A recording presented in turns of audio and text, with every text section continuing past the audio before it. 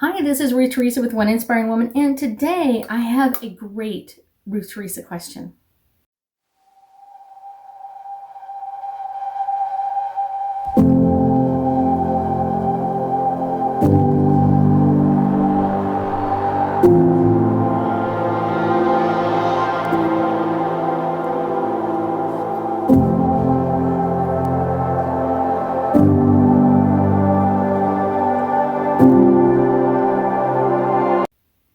So the question is, Ruth Theresa, what are some of the life lessons that we should take into a brand new relationship, which is great to think about.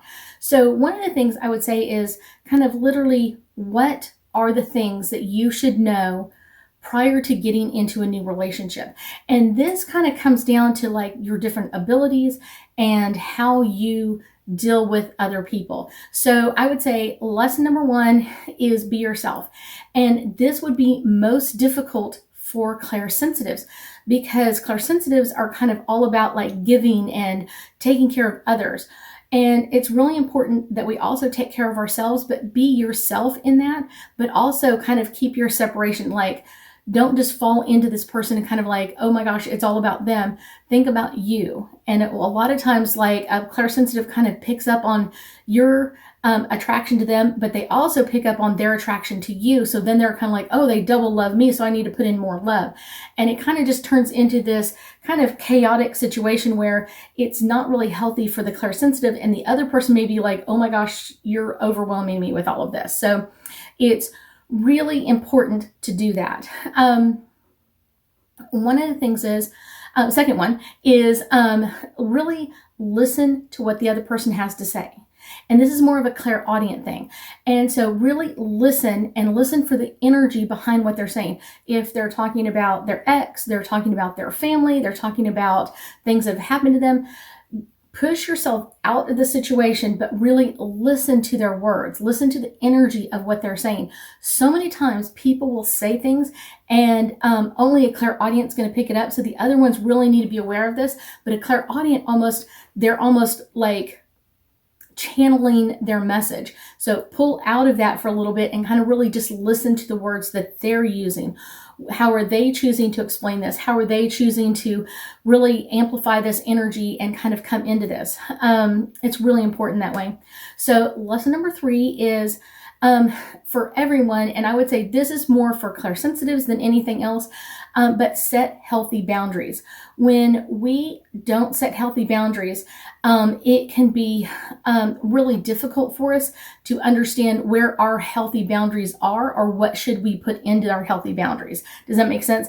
So it's kind of like, I am making a choice to do this, or I wouldn't want them to text me after a certain time in the evening, or I would want them to text me first thing in the morning. I hear that from a lot of people, like they don't get text enough, and so they want text first thing in the morning and kind of like, good morning, and I'm thinking about you, and that sort of thing. But then it's also kind of like setting those healthy boundaries. What are those healthy boundaries for you? I was talking to a client just a few days ago, and she was had met someone new, and she was still kind of setting up these healthy boundaries with this new person. And he called her, and it was like after 10:30 at night, and she was kind of like, is there something you want or anything else? And he was just kind of like, how was your day? And that sort of thing, because he had had some late meetings. And so he was trying to connect with her, but she was just like, I don't know how to tell him. And I was like, you have to tell him straight out. Like, I appreciate that you wanted to connect with me. I appreciate that you wanted to tell me about your day and what's going on with you. At the same time, I need to set healthy boundaries. I go to sleep at 10:30 at night. So 10:30 at night, I'm in my bed, lights are off, TV's off, I'm going to sleep. And so unless it's an emergency, please don't call me after that time frame. So really setting some healthy boundaries with that. And that can be more of a clairsensitive issue, but it can be also other psychic abilities as well. This one, I would say, is kind of more clairsensitives, but really the clairsensitives that also have really strong empathic abilities will kind of get caught up in this number 4 one. No one can complete you. I hear this so many times from so many people, like, I need someone to complete me. I need someone to be there for me all the time, and that sort of thing. And really, no. It's one of those, either you are a whole, complete person by yourself, or you're half a person, because no one else can complete you. Like, that doesn't make any sense to me.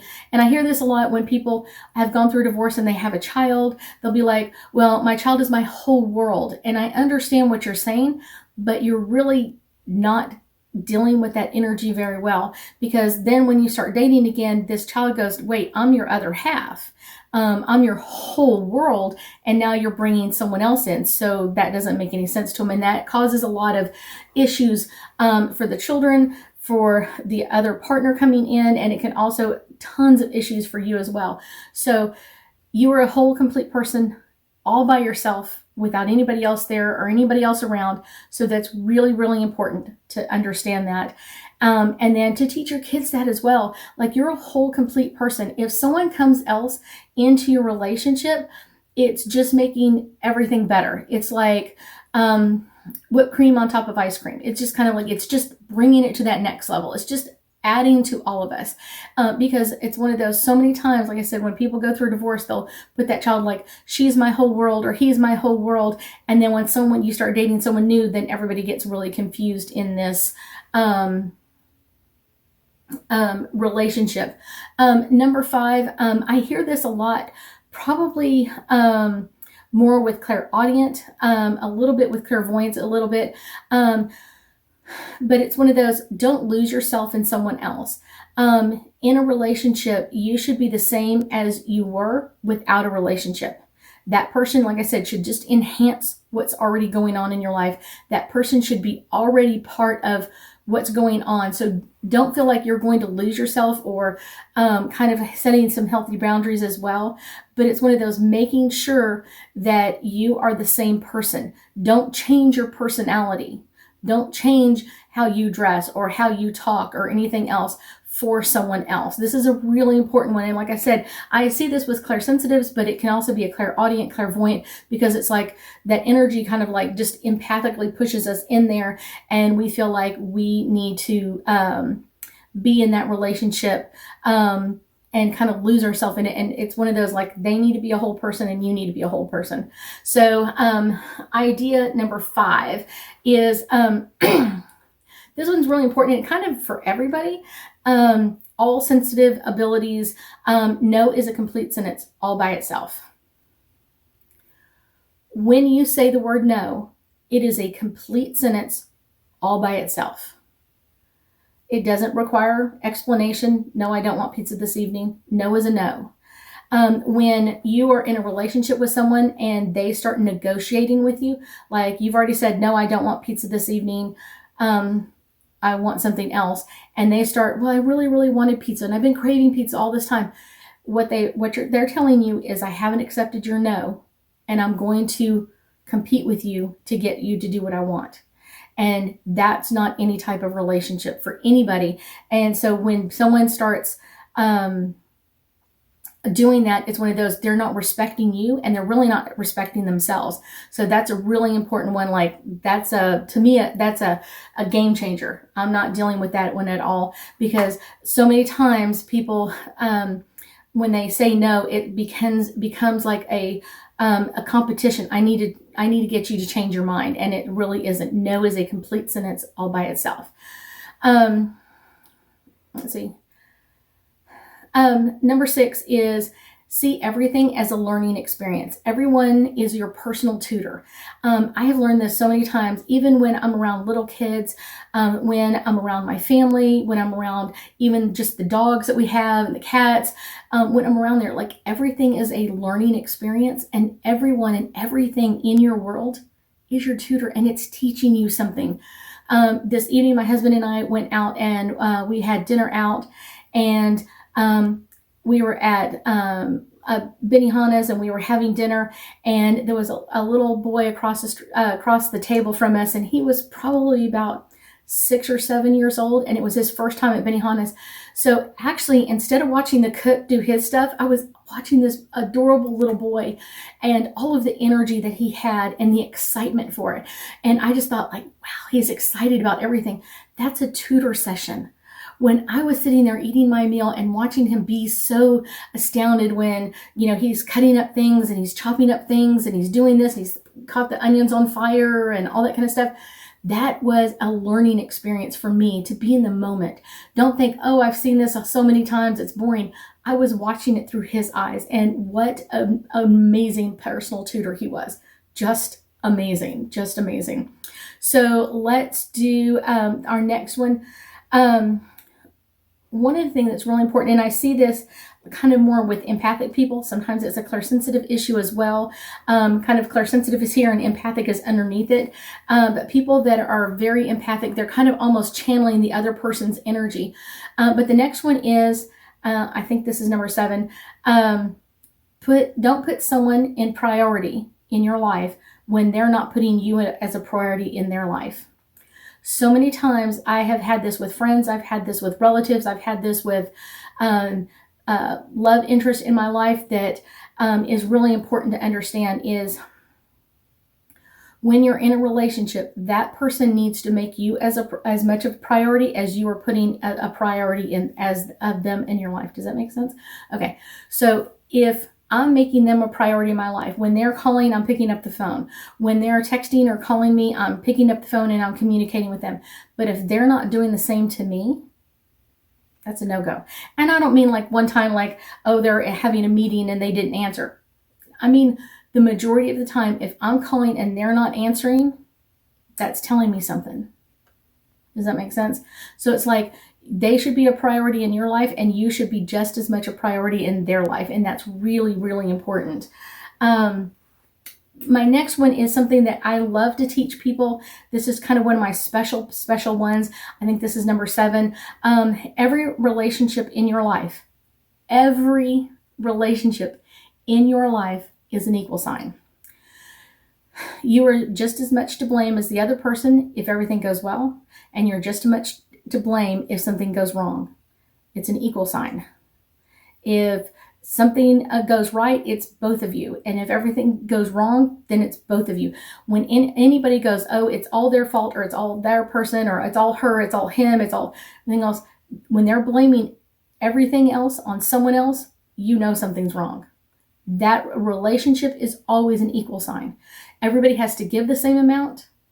Everybody has to take the same amount. And everybody has to be loved the same amount and honored the same amount and cherished the same amount and become a priority the same amount. So if that's not happening, that's a big signal for you. The last one is kind of like a side note to this. It's kind of like trust yourself, love who you are, and you are enough all on your own. You are enough all on your own, all by yourself. You are enough person for everybody. And it's one of those, so know that you should be honored, should be trusted, should be loved. You should be an amazing person all on your own without anybody else, all on your own. And so when you add that other person in, it just makes your life better. Instead of taking away from your life, it actually makes it better. So that's really cool. Let's pull a couple of angel cards and get us some information about my favorite life lessons about love. So, abundance. When you bring abundance into the relationship, it's an equal sign. When you bring abundance of love and listening and honoring and cherishing, the other person should be bringing that as well. So that's really important, that like what you bring to the relationship, you're taking out of it, and so is the other person. So everybody's putting in and everybody's taking out. That's really important. Dreams. I know so many people tell me like, I've been dreaming about my love person forever, and I've been wanting this person to come in my life forever. But dreams are really important.